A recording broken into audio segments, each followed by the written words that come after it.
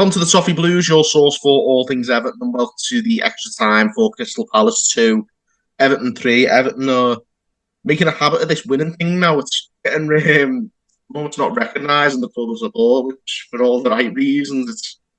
It's another away win in London as well. I seem to have been making a thing of that as well. It's some really pleasing stuff, and 3 goals on the road. Idrissa Gueye getting the winner, of course. All's quite rosy and joined by Ollie and Owen, who I must say after the last I think I last did a show with Owen about a month ago, and you must be feeling pretty vindicated because I was starting to lose faith in Sean Dyche, but he's really turned it around, hasn't he? I don't think there was much wrong to begin with, but I think ultimately, yeah, like the result. So ball goes 1 inch over the line, everything's amazing. It goes 1 inch the other side, and everyone's a failure. And you should do this, should happen, and that should happen. I like to keep a bit more of a balanced and consistent view on things, and my view hasn't changed. And unless something radical changes, doubt it will. I think we've done pretty well this season. I think in all but a couple of games we performed reasonably well, at least to what the confine to the squad suggests. And yeah, it was a good win on Saturday. It's a very good side. I thought they played really well, and we rode our luck at times, but that's going to happen in a way in certain moments away from home in the Premier League. And really happy. I think 8 points cleared the bottom three. I think we started the season with a front three of James Garner, Lewis Dobbin, and Neil Maupay. So suggestive, even like a couple of them weren't in the front three, that maybe we would have more points. I suggest we would. But no, really pleased. Really happy with the direction we're going in, and long may it continue. I thought Saturday was a continuation of what has been a long list of really good performances, and that's 6 wins in 9 now, and the sort of crank element to Everton Twitter is very quiet, and I had half as many follow requests in recent weeks, which is always a sign of Everton winning. Yeah, next time on. I mean, we're on a good trajectory, aren't we? It's one of them where at the start of the season I was a little bit worried because, what was it, 3-4 games where we were without a win. We were rooted to the bottom of the table. Sean Dyche looked like he couldn't tactically manage the squad, and as you say there, we did have a pretty poor front three. So I think the squad after the window is the good time to judge them, and we've been really good. I think we've been really good after the window. I think we've, as I said before, upwards trajectory, and it can only get better, really. I was a little bit worried at the start of the season because, it is a results-based business. As much as we like to say, stick by a manager, give him time, we want to see him build something, it is a results-based business. And there was fears that maybe going into that Brentford game, there was a little bit of a worry that if he didn't come out with a good result after Brentford and Villa that week, that he would have lost his job. So I think he's turned it around well since then, and that's all you can ask for, just an upwards trajectory and just keep getting better each week. I think it would have been tough. It was even, I think, at that stage, it would have been harsh for him to lose his job because he's really up against it, like with the scenario he's dealing with. But yeah, there was times where I was really worried about like the decisions he was making in game and stuff. But he seemed to, for the most part, iron that out as well now. So he's doing the best he can, I think, with the resources we've got. But what I loved about the win at Palace at the weekend was, like Owen said, we rode our luck a bit. We didn't even play particularly well, and we've gone and scored 3 goals on the road. That's, when you don't play well and win, it's a good sign in itself. But 3 goals on the road, that's not to be sniffed at either. No. When people think about Sean Dyche wins, it's usually 1-0 and whatnot.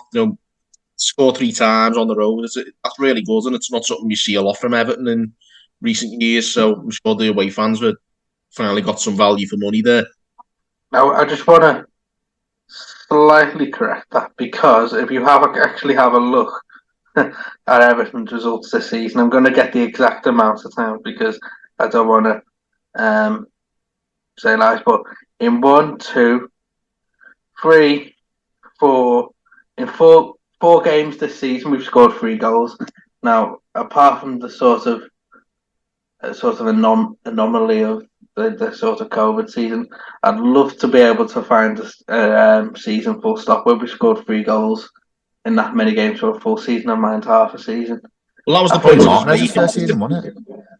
well, yeah, apart from the COVID season where there was loads of mad results, that was kind of an Yeah. outlier in terms of the rule anyway. But yeah, probably would be. But go back maybe the Koeman season where we scored loads of goals at home, but it wasn't transformed away. Um, but look, yeah, I think we're right, and I can't sit here and come on and preach a results-based business, which I always do, and then not accept the consequences when someone back doesn't get the results. So that would be ludicrous. But I also would think you would struggle to find any manager in the world who would be able to produce mythical results with that front three. I said before, it doesn't exist. That there isn't a single manager in the world who would get results with that front three, no matter what. I think And Saturday shows, done it, that the front three options that we've got now are really good. Like we have got a lot of options, starting 11, Calvert-Lewin played really well. Jack Harrison, Dwight McNeil, hard-working. They played really well themselves. And then you got Beto to come on there as well. Beto had a fantastic game when he come on. He looked energetic, he looked sharp. Yeah, and he was really unlucky not to get that fourth goal, especially when, you're fighting for a game. It's end-to-end.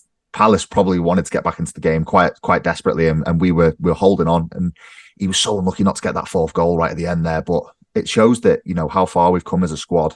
We've got really good attacking options there now, and especially play, as you said before, Owen, playing James Garner at right wing at the start of the season, we were bound to fail. So to have the options that we've got there now, it's pleasing to see. I think also what doesn't get enough credit. I mean, you're printing it all over the back pages when Frank Lampard improved one player in Alex Iwobi. But the improvement in 10, 11 of these Everton players in the last year is insane. I think there's actual improvement in everyone's game. So you even look at Tarkowski, who lost his way for me a bit around Christmas last year. I know he made the mistake, but he had a pretty faultless game other than that. I think Jared Brantwaite come into the Premier League and just looked amazing. And Mikalenko, look at the improvements in him. McNeil, James Garner, I mean, just taking that step to be a Premier League player. Decore, just goal machine. Calvert-Lewin, the management of him. Sort of the introduction to a different system for Jack Harrison. I mean, Amadou Nana, I mean, he was a bit off on Saturday, but I mean, generally, last few weeks' performances have been better. Garner, Bisha, option off the bench is we have for a midfielder, you're doing well. I think it's just up for him now to tighten up with Beto and Danjuma. And then you've got a squad mentality there where you've got players coming in who are as good as the players on the bench. I mean, so it is looking up. I mean, the caveat is this inquiry of the what kind of punishment we will get for breaking financial laws if we are judged to have done so. That caveats everything, but if you take that aside, which I think you've kind of got to for the moment, and just purely look at what the team's producing, I think if you're anything but positive, I think you need to get your eyes tested, to be honest. Yeah, I think obviously there's one caveat to that. I think is that obviously if there's a few injuries to the team, we've got a relatively fit side at the moment. I think that's the only thing that concerns me is if we get a few injuries. But the one thing I will say is, and this has been pointed out, is that we haven't had a team that's fit for a while. In terms of just the general fitness levels, that's obviously testament to Sean Dyche and his rigorous training regimes, and I think we'll start to hopefully see a fitted Everton team, similar to more what we saw under David Moyes. I think where players seem to have a bit more longevity in the games and don't pick up as many niggly injuries because we've been cursed by that for so long. You probably have to go back to David Moyes for a period where we managed to evade a whole host of injuries in one season. And even then, obviously, Calvert Lewin's the example of that. I think Calvert-Lewin's He's the been perfect brilliant. example of that because for so many seasons now under so many different managers, he's been mismanaged. He's been rushed back.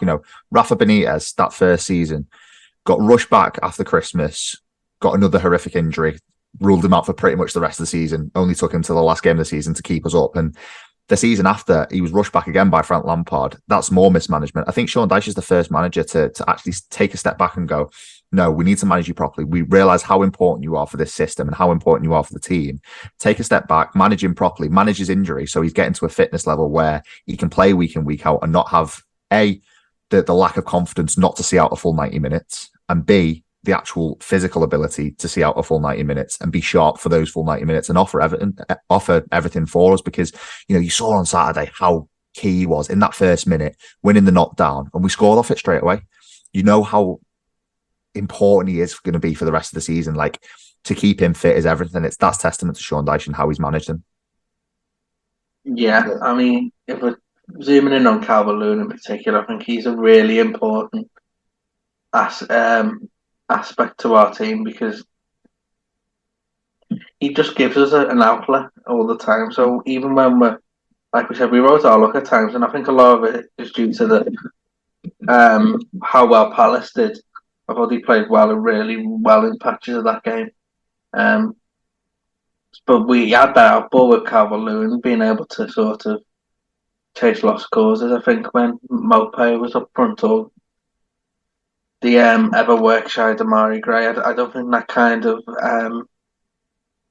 energy and sort of will and demand to get out of tight areas was there. And maybe that's why we conceded silly goals at times because there was just no out. I think with Calvert-Lewin and Beto, there's at least an option to release some pressure. And I think that's much needed. I think we definitely need the competition for places must also help everyone. I think raise the bar a little bit because I can't remember the last time we've had actual serious options off the subs bench. It's been a few years. Yeah, Even I under can't think. Ancelotti, it was Josh King. his benches were the weakest for me. Sometimes there was times where he had four on the bench, 4 two of them were goalkeepers on the bench. goalies, and one of them Yeah, I was was going to like, say 3 goalkeepers. Yeah. yeah, it was crazy with some of the scenes back then. I don't think it hasn't got any better. Well, it has now, but before and sort of now the options on the bench have been non-existent. I think it's up to the players on the bench now to make themselves become options. But I think that there's a slight lack of trust in certain players, and when we're winning games anyway, to come on and be able to do what the starting player is doing, and which is borne out in performances. I know Danjuma couldn't do what Jack Harrison does off the right. Jack Harrison might not always have a 10 out of 10 silky game, but he covers a lot of sort of ground off that right hand side. And if you cast your minds back to Danjuma's performance against Arsenal, that kind of will to defend wasn't there from Danjuma, which is from Harrison, which is why Jack Harrison will start every time when he's bitten, unless Danjuma can prove him that otherwise he won't. But I there's a do player. think Danjuma has something to offer. I Yeah, do think he does have something to offer there there's a player there. because he's got the skill set, which it'll be vital for opening up games. If we are say 1-0 down or it's 0-0 and we want to press for a winner, say at home, Danjuma's your perfect man to bring on because he's there as an option. He's direct. He's a fast runner. He's skillful on the ball. Like you seen in the Merseyside derby, he skilled one of the Liverpool fullbacks and we got a chance off it straight away. And he only was on the pitch for 5 minutes. So I think Danjuma is one of those players that he definitely has something to offer. Maybe not in a starting system. As you say, Jack Harrison's going to be favoured over him 9 times out of 10. Fitness dependent because Jack Harrison's, as you say, got that will to defend. He's harder working than Danjuma, but I definitely wouldn't write Danjuma off. I think he's definitely got something to offer in this squad. He does remind me a bit of one of the sort of mavericks that used to sort of populate the squad under Moyes. When Moyes would never be fully sort of trustful of that set. It could be any one of them. But they'd always find us running. They'd always find a space where they would sort of justify themselves. Now it's up to Danjuma to be able to do that. I do think there's a player there in Danjuma somewhere I just think he needs to be able to become more selfless. I don't mean that in terms of passing or anything. I just mean in terms of sacrificing your sort of game for the team. I think he needs to do that more. Definitely to start at the wings. I think he probably would have maybe have got a chance in the 10 role if Decore hadn't been such a king. But I think with Decore's performance, you can't drop him. McNeil and Harrison. I mean, there's a debate to be had whether they offer as much going forward at times as Danjuma could, but the priority is ultimately keeping as few goals going in our net as possible, and they help that cause. So it's a balance, and I do think there'll definitely be a role for Danjuma because it's a long season, but I'm interested to see where he finds his niche in his team because at the moment you couldn't really say for where. Yeah, I think the same as what you just said about. I think he'd be the sort of 10 role off Calvert Lewin if he found the role in Dyche's team. I think that's probably the freest role you can find, and he won't have to get up and down the wing as much. I think that's probably most suited to him in the system we've got at the moment. But as Owen said to Corey, he's undroppable at the moment, the way he plays. And obviously, he got the second goal, which was a, a really good, like, it's not a goal to see us score very often again. Really switched on from the rebound. And Mikalenko nearly scored the worldie as well. You know, Mikalenko was had two in this game. Mikalenko's confidence is as high as I've seen it since he's been here. He's been excellent. I was gutted for Yeah, Mikalenko when that goal didn't go in. I was gutted for him because He it was so deserved it. similar to that Leicester one. He deserves it, yeah. As you say, he deserves it because he had such a tough start to the season, didn't he? And to see him go from that to then being a mainstay in the team at left back now, he's kept Ashley Young out the team, and then to then go from what he was at the start of the season to scoring goals aplenty now, and then putting in solid defensive shifts. For the large parts of that game, he kept Eze quite quiet. I know, in the 5th minute, he did skin him a little bit, and that's why we conceded the pen. But, you can't really complain. A top player like Eze, when you're playing against him, he's going to scale you more than once on many occasions. Top fullbacks can't keep him quiet. So Mikalenko's confidence, defense, and now attacking as well, as you say, his confidence is really flowing, and it's good to see. Yeah, I think. What did you make of Eze actually with the penalty for starters? Was it a pen? Was the not pen a pen? And just in general, did he? I feel like he was throwing himself a fair bit. I know maybe we could have been a bit cleverer with holding off on him, but I thought we did relatively well. But he seemed to throw himself a lot, didn't he? First one's a pen for me. I think the Branthwaite can have no complaints. If you dive in and make contact, you give the ref a decision to make. So the first one, no complaints. The second one, I think with VAR, they were always going to go with what the referee decided. And I think Eze actually said it in his post-match interview, they can go either way. It's just what the ref goes with. So it was marginal. I think he was probably just on the wrong side of the law. I think he threw himself to the ground a little bit too much. So I'd probably side with the referee but it was quite marginal. I was quite worried in that way end at the time. for me, the first one, no complaints with that. It wasn't. It wasn't anything other than a penalty. The second one, I side with Roy Hodgson on the second one, where it wasn't a penalty, but it wasn't a dive either. I think there was enough sort of Yeah, he should grey have been area. booked. He shouldn't have been booked. That wasn't a dive, but it equally wasn't a penalty. I think he was right in saying we're always looking for these definitive rulings where it has to be X or Y. When there's a grey area in between, look, he didn't dive and it wasn't a penalty. These things happen. That's where I stand on it. I don't think it was either. I think, especially now, I think every decision, I mean, that's at 50-50. There's 12 Muppets on Twitter demanding a club statement. It's just like absolutely nonsense. It's just Everything's it's hyper analysed, isn't it? it's kind of annoying as well because it kind of takes away from what some of the players had been doing on the pitch as well, which is a load of nonsense. We've been battered for 90 minutes, but that referee made one mistake, so let's zoom in on that rather than the gutless wrenches who have been running around on the pitch for 90 minutes. Yeah, well, that was a rant over anyway. But it wasn't a pen, the second one. But I don't think it was a dive either. I do think no. There's some points during that game. I think it was a very physical game, and I'm quite glad the referee let a lot of it go. I think some of them. I mean, I don't know. I mean, it is what it was. I don't think the referee had any impact on the game on I Saturday. think the ref had a good game. The Yeah, ref had a good but I game for mean, me. It's all right, yeah. It's quite shocking to say, isn't it? Because so many times this season, especially, refs are just getting so much stick and for poor performances. So yeah, I think the ref had a good game. He let a lot go. He let the game flow, and yeah, no complaints from me really. Yeah, pretty decent. And obviously the goals after that, we were 2-1 up, and I think we let the Tarkowski and Pickford mix up. What went on there? Do you think a Palace players like shouted or something, throwing them off?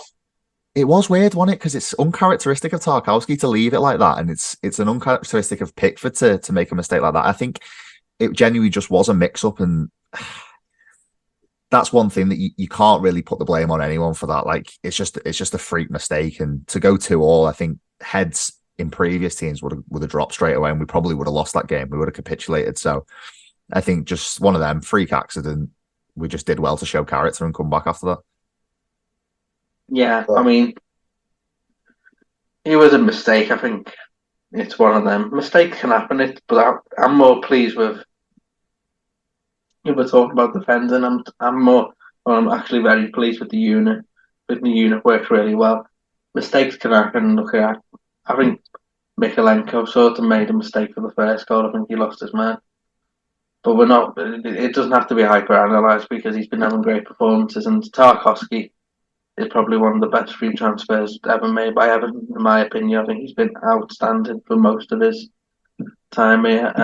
So I'm going to let him off for that. I think it was probably a bit of the dark arts by Edwards, maybe making a shout or something like that. One of them. I think that's probably what's happened. But he should have absolutely just took no chances with it, which he normally does, and he did in that game. So I think put that one down to a mistake. and then obviously the goal from Idrissa Gueye was, you know, Idrissa Gueye is known for his wayward shooting normally, so it was a brilliant finish. Like that just came quite uncharacteristically out of nowhere. He And always balloons them over, doesn't he? Usually, they're usually exactly, terrible. yeah, exactly. It was an inch perfect, like run and finish. So It's a great yeah, move. out of left field, yeah, it was a really good move. But yeah, I don't know where he pulled that one out of. It was out of nowhere. He's in the box and he scores a great finish. I was It was his really, first goal since yeah. 2018, wasn't it? And as you said there, he's not known for his finishing, is he? But right in What the goal was corner. that? It was Field, Huddersfield away, I think. Yeah, Huddersfield. Straight Cenk away. Tosun got the other one. Really? Okay. Yeah, but he's as you say, he's not known for his finishing, and just to slot it in the corner like that, just as we need, finished off a great move. Yeah, it was it was brilliant. Yeah, he's been excellent. I think the last few sort of cameos when he's been coming off the bench, I think there might be a role for him to start these away games because I think what he does is sort of helps. Like I keep talking about the unit, but I think the unit's a lot better with him in away, and that's more needed away than it is at home. So I think there could be a debate to be had about starting him in the away games and maybe one of the other two in the home games, dependent, form dependent. I mean, like that's what he is best at. I think, like you mentioned before, with Edouard, maybe Darhart. He's more seasoned than any of the others in that midfield. Mhm. He knows how to break the play up. He's really intelligent like that. He seems to guide Amadou Onana and James Garner through, doesn't he? He's like that mentor in midfield, which they always seem to be a little bit more calmer when they play alongside him. So yeah, seasoned veteran, and it's what you need in a team like this because we've got a lot of young players there. We've got a good spine developing with Branthwaite, James Garner, Amadou Onana, even Calvert-Lewin. He's still not very old, so that spine there needs a calm head and an experienced head in there just to guide them through. And I think he does that really well. I think he plays that role really well, especially coming off the bench. Definitely, yeah. Yeah, final thoughts on the game before we wrap it up. Yeah, there's not really much to complain about, really, is there? Which is rare on these shows, but uh, like I said, we didn't play our best, but we got the result, and that's what matters. And I think that's what we've been learning is that it doesn't matter how we play; it's just making sure you win the games and get the results.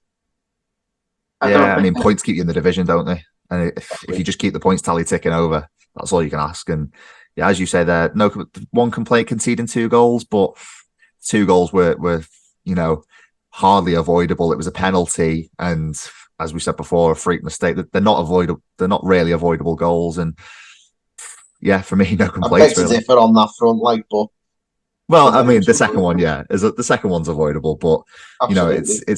it's less than the less of the unit. It's more just one individual mistake that's cost it. yeah. I mean, I keep laughing because is that I keep hearing this stuff about oh no matter what we think about X, Y, and Z and blah de blah. Is there a decent cup run that's keeping us all entertained and mid-table mediocrity? Is there anything else we could have asked for more when the ball was kicked when we were doing every deal on the drip and we have a beleaguered squad and The two Hughes Dobbin relegation and battles. Garner on the This is wing. this is the this is the life. I'm telling you. I've not been this calm about Everton since about And Sorty, probably. yeah. I mean, and even that was disappointingly short-lived. So I mean, we're talking a good before that a good 10 years because even the stuff which is probably ostensibly better, we were all chasing this dream that was always on sort of a knife edge. Whereas now we're just looking for progress rather than right. This year has to be top six, and then by the third game we've lost two of them, and it's right now. Let's move on to the next thing. It's just nice and calm, and it's rebuilding. It's yeah, I'm just really happy. Yeah, I think we all are. It's a nice turnaround after the tough start, but it's really picked up. We'll leave it at that anyway. Crystal Palace 2, Everton 3. Give us your opinions, your comments. Give this video a like and subscribe for more content. Next time, thanks for tuning in on the Toffee Blues.